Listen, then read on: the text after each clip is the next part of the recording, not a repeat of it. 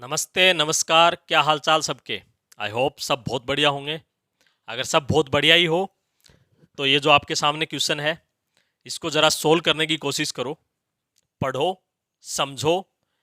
और बस एक बात मैं कह देना चाहता हूँ, अगर आपने सर्कल के बारे में सब कुछ पढ़ रखा है, आपने अगर सर्कल टॉपिक जो पढ़ रखा है तो उसको ये क्वेश्चन समझ में आएगा। हो सकता है थोड़ी दिक्कत आए लेकिन समझ में आ सकता है, ठीक है। और इस क्वेश्चन को आपको जब मैं समझाऊंगा तो भी आपको आपका सर्कल पढ़ा हुआ होना बहुत जरूरी है, ठीक है। तभी आपको बातें समझ में आएंगी। वैसे मैं आपका रिवीजन तो करवाऊंगा, हर चीज बताऊंगा कि कैसे कैसे होगा। अच्छा क्वेश्चन है, तो आइए इसी क्वेश्चन को सोल्व करते हैं, ठीक है। फिगर मैंने बना लिया है यहाँ पे, क्योंकि फिगर क्वेश्चन में ही दिया हुआ है तो मैंने कौन सा गुना कर दिया, ठीक है। देखते हैं अब। इसमें मैं आपको बता देता हूँ यही फिगर में क्या क्या दिया, बाकी आपने क्वेश्चन में पढ़ ही लिया होगा। इसमें एपी, बीपी और सीडी तीन टेंजेंट दी हुई है, ठीक है। और P B P sorry B P A एक एंगल दिया हुआ है 60 डिग्री है। और ये सी डी है, इसकी लंबाई दी हुई है कि ये 4√3 है। और इसमें हमसे पूछ रहा है कि इस सर्कल की रेडियस क्या होगी। तो सर्कल की रेडियस क्या होगी, तो सबसे पहले आप रेडियस ड्रॉ करने की कोशिश करोगे तो सर ये रेडियस होगी, ठीक है। देखो, अब सर्कल की जैसे ही आपने ये रेडियस ड्रॉ करने की कोशिश करी, ये रेडियस है मान लो, इसको आर मान लेते हैं, ये हमें चाहिए।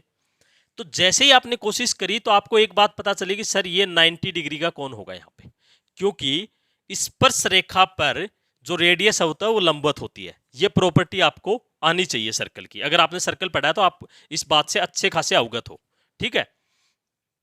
अब देखो जरा, दूसरी बात आपको क्या पता है, दूसरी बात आपको ये पता है, अगर ये यहां पे, अगर मैं इसको भी यहां पे मिला लूं, इस टेंजेंट को भी, और ये अगर मैं इससे, देखो एक बार मिला के बताता हूं मैं आपको, क्योंकि ये चीजें काम में आएंगी तो मैं आपको यहां अच्छे से समझ में आएगी आपको, ठीक है। देखो, मैंने इसको भी यहां से मिला लिया,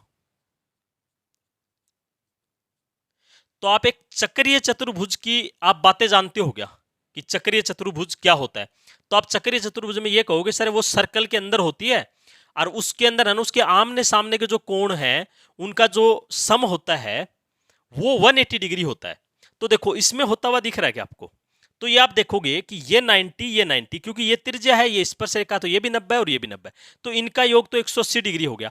अब अब अगर मैं इस चक्रीय चतुर्भुज कौन से, अगर मैं इस चतुर्भुज की बात करूं, कौन सी की, ए पी बी और ओ मान लेते हैं, ये इसका सर्कल है, ओ की बात करूं, तो आप ये इसको मैं चक्रीय चतुर्भुज कह सकता हूं क्या, तो आप कहोगे सर बिल्कुल कह सकते हो। क्यों कह सकते हो, कि ये 90 और ये 90, अब ये दोनों का योग 180 डिग्री होना ही पड़ेगा, क्योंकि चतुर्भुज के जो एक कोण है उनका जो टोटल योग है तो 360 ही होता है, 180 तो हो गया, अब इनका 180 होएगा ही।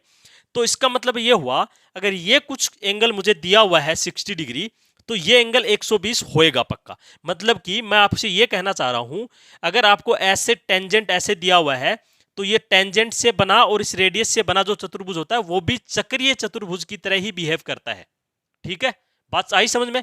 तो इसका एक बार कोई काम है नहीं तो मैं इसको मिटा दूं, या चलो रहने दो, ठीक है, आगे समझाने में कोशिश करूंगा मैं आपको। एक दूसरी बात और, अगर इस सेंटर से अगर मैं ये सीधी लाइन खींचूं और इसको मैं जब पी से मिला दूं,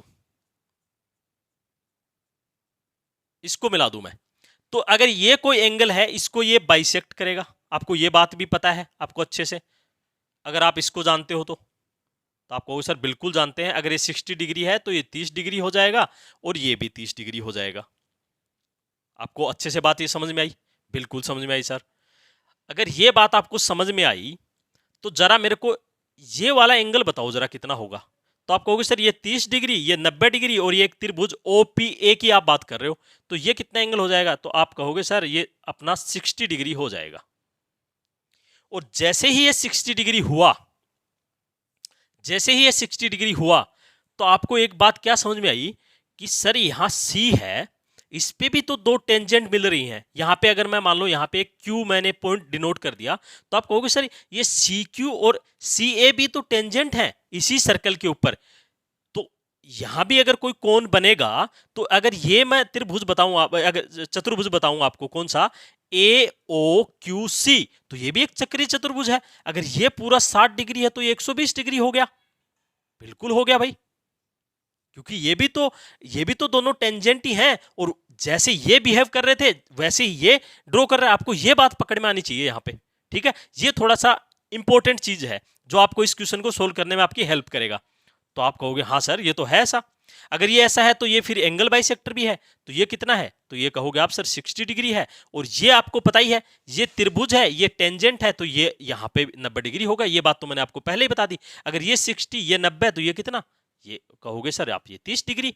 अब ये आपके पास एंगल आ गया, इसकी लेंथ आपको दी हुई है, इसकी अगर आपको लेंथ दी हुई है, और ये जो लाइन है ना, ये जो लाइन है इसको, ये जो ओ क्यू है, ये दो बराबर भागों में बांटती है। अगर ये 4√3 है तो इधर 2√3 हो जाएगा, और इधर भी 2√3 हो जाएगा। अगर आपने सर्कल पढ़ा है तो ये बात भी आपको आनी चाहिए, और आपको आती होगी। अब तो आपके पास कुछ बचा ही नहीं। अब आप इसमें क्या कर सकते हो, आप इसमें यह करोगे कि सर इसमें हम टेन ले लेंगे, टेन ले लेंगे, 30 डिग्री ले लेंगे। तो ये परपेंडिकुलर अपॉन बेस, ये बेस है अपनी, रेडियस ही तो है, यही हमें चाहिए। तो मैं कहूंगा भाई अब ये टेन क्यों लोगे, जब आपने वो वाली वीडियो देख ली है। जिसने नहीं देखी है तो उस वीडियो थोड़ा लंबा है, लेकिन उसमें मैंने आपको जब राइट एंगल ट्राइंगल में थीटा 60 डिग्री, 30 डिग्री और 45 डिग्री होता है, तो जो परपेंडिकुलर होता है, जो बेस होता है, जो हाइपोटेनस होता है, जो लंब आधार कर्ण होता है, उनका क्या रेशियो होता है, वो मैंने उसके अंदर आपको समझाया है। तो वो वीडियो आप देख लो। और किसी को आता है तो यहां पर भी बात समझ में आ जाएगी। तो आपको मैंने बताया था कि जब 30 डिग्री होता है तो इसके सामने जो परपेंडिकुलर होता है ना, उसका रेशियो 1 होता है, ठीक है। और जो 60 डिग्री के सामने होता है उसका √3 होता है, ठीक है। और जो 90 के सामने होता है उसका 2 होता है। अब आपसे अगर ये दे दी तो आपसे बेशक ओसी पूछ ले, बेशक आपसे ये आर पूछ ले, आप सब निकाल लोगे। अगर जब भैया 1 के बराबर इतना है तो √3 के बराबर क्या होने वाला है, तो आप कहोगे सर √3 के बराबर क्या होने वाला है, √3 से मल्टीप्लाई ही तो करना है इसको, किसको, 2√3 को। √3 से √3 को मल्टीप्लाई करा तो 3 आया, और 2 को इससे मल्टीप्लाई करा 3 से तो 6 आया। तो 6 सेंटीमीटर इस सर्कल की क्या है, रेडियस है, ठीक है। ये बात आपको इस क्वेश्चन को सोल्व करने के लिए आपको सर्कल पढ़ा हुआ होना बहुत जरूरी है।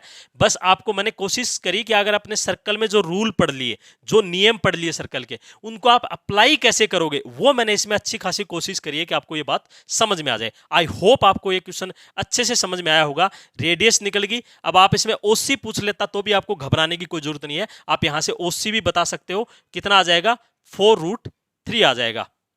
तो आप कहोगे सर बिल्कुल हमें ये बात अच्छे से समझ में आ गई है, ठीक है। तो आपको क्या करना है, वीडियो को लाइक करना है, चैनल को सब्सक्राइब कर लो, और शेयर कर सकते हो आप जो ऐसे क्वेश्चन पढ़ना चाहते हैं। और ऐसे मतलब कि ये शॉर्ट वीडियो में बना के डाल रहा हूं, जो अच्छे क्वेश्चन है, जो थोड़ा सा पेपर टफ बनाएंगे, जिसमें सोचने की जरूरत पड़ती है, वो सीरीज हमने इसमें चला रखी है। ये आई होप इस सीरीज का वीडियो नंबर 20 होने वाला है, ठीक है भाई। और इस वीडियो को भी आप जरूर देख लेंगे, इस क्वेश्चन में आपको बहुत हेल्प मिलने वाली है। कोई 10 वेन का चक्कर नहीं, सिर्फ आपको रेशियो पता होना चाहिए, आप खटाखट इसका आंसर निकाल लेंगे, ठीक है। तो आपका बहुत बहुत धन्यवाद।